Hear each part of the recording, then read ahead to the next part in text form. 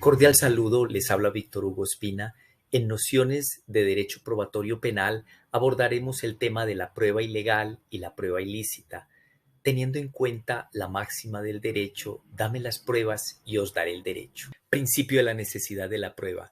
Los fines de la prueba los encontramos en el artículo 372 de la Ley 906 del 2004, donde expresa que las pruebas tienen por fin llevar al conocimiento del juez, más allá de la duda razonable, los hechos o circunstancias en materia del juicio y los de la responsabilidad penal del acusado como autor o partícipe. Ahora, abordamos el tema de la necesidad de la prueba, que nos lo aclara el artículo 164 del Código General del Proceso, donde dice claramente que toda decisión judicial debe fundarse en las pruebas regular y oportunamente allegadas al proceso. Las pruebas obtenidas con violación del debido proceso son nulas de pleno derecho. La Corte Suprema de Justicia, en las sentencias de casación número 33621, 21529 y la sentencia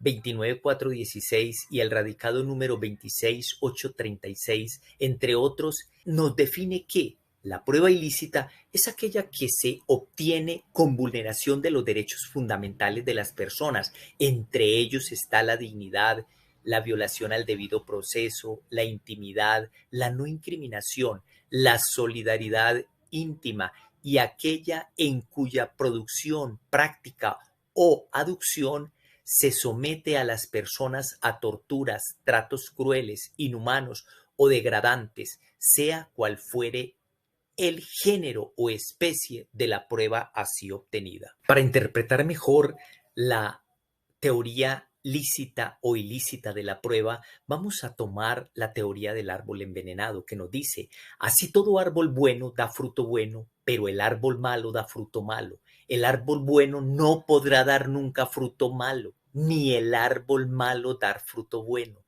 Todo árbol que no da fruto se corta y se echa al fuego, de modo que ustedes los reconocerán por sus acciones. Entremos en materia de la teoría de la prueba ilícita. La prueba ilícita puede tener su origen en varias causas, a saber: primera, puede ser el resultado de una violación al derecho fundamental de la dignidad humana, artículo primero de la Constitución Política. Esto es, en efecto, una tortura, artículo 137 y 178 del Código Penal. Constreñimiento ilegal, artículo 182 del Código Penal. Constreñimiento para delinquir, artículo 184 del Código Penal. O de un trato cruel, inhumano o degradante, artículo 12 de la Constitución Política. Número 2. Asimismo, la prueba ilícita puede ser consecuencia de una violación del derecho fundamental de la intimidad, artículo 15 de la Constitución Política, al haber obtenido con ocasión de unos allanamientos y registros de domicilio o de trabajo ilícitos, artículo 28 de la Constitución Política, artículos 189, 190 y 191 del Código Penal, por violación ilícita de comunicaciones, artículo 15 de la Constitución Política, artículo 192 del Código Penal, por restricción y apertura de correspondencias ilegales, artículo 15 de la Constitución Política, artículo 192 del Código Penal, o por acceso abusivo a un sistema informativo, artículo 195 del Código Penal, o por violación ilícita de comunicaciones o correspondencia de carácter oficial, artículo 196 del Código Penal. Tercero, en igual sentido, la prueba ilícita puede ser efecto de un falso testimonio, artículo 442 del Código Penal, de un soborno, artículo 444 del Código Penal, o de un soborno en la actuación penal, artículo 444 del Código Penal, o de una falsedad en documento público o privado, artículo 286, 287 y 289 del Código Penal.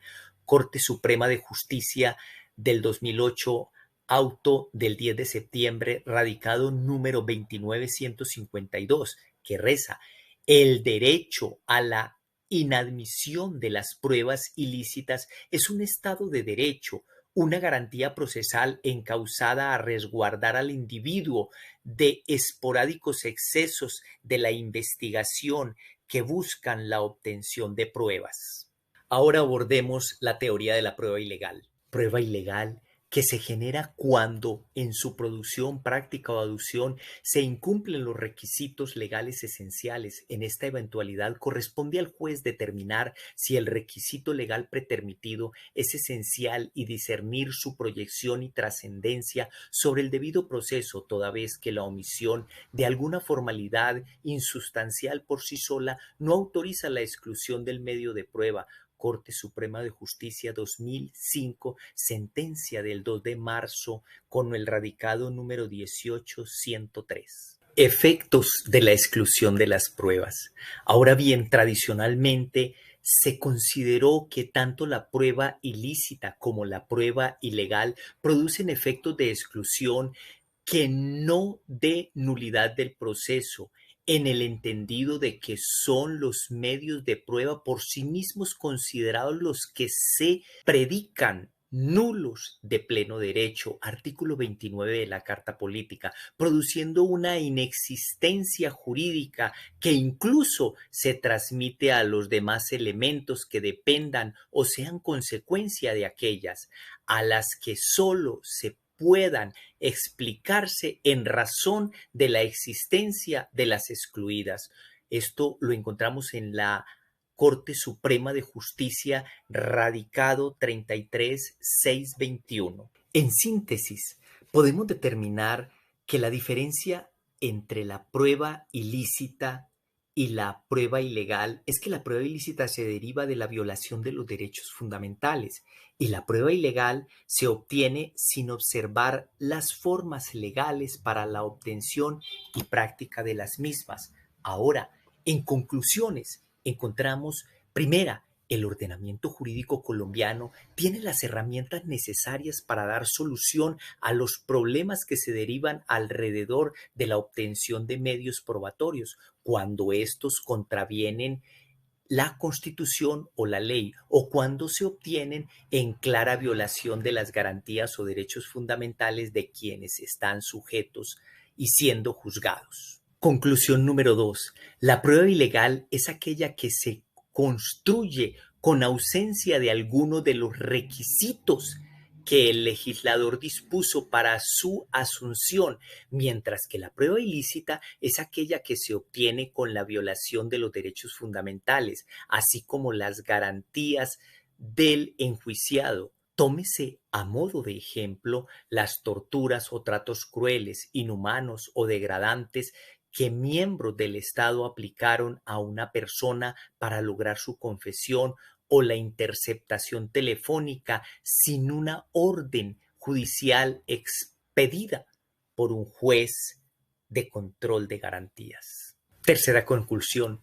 En Colombia se aplican los dos modelos de regla de exclusión estudiados, el anglosajón en cabeza de los Estados Unidos de América y el de Europa. Si bien es cierto que la Corte Constitucional se ha inscrito en el modelo estadounidense, también es en su argumentación guarda estrecha relación con los derechos fundamentales que protege el modelo europeo. Esto en relación de los fines de la regla de exclusión, de un lado como forma de prevención de los desvíos por parte de los sujetos procesales e investigados y por otro lado como garantía de protección de los derechos fundamentales del acusado.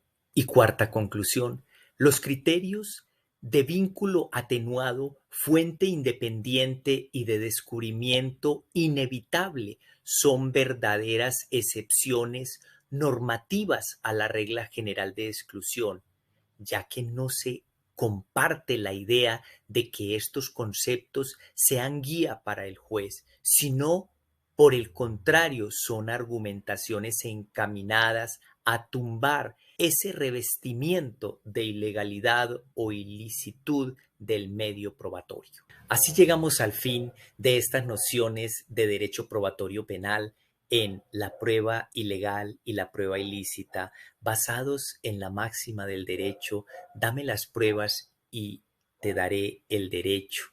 Muchas gracias, esperamos haya sido de su interés.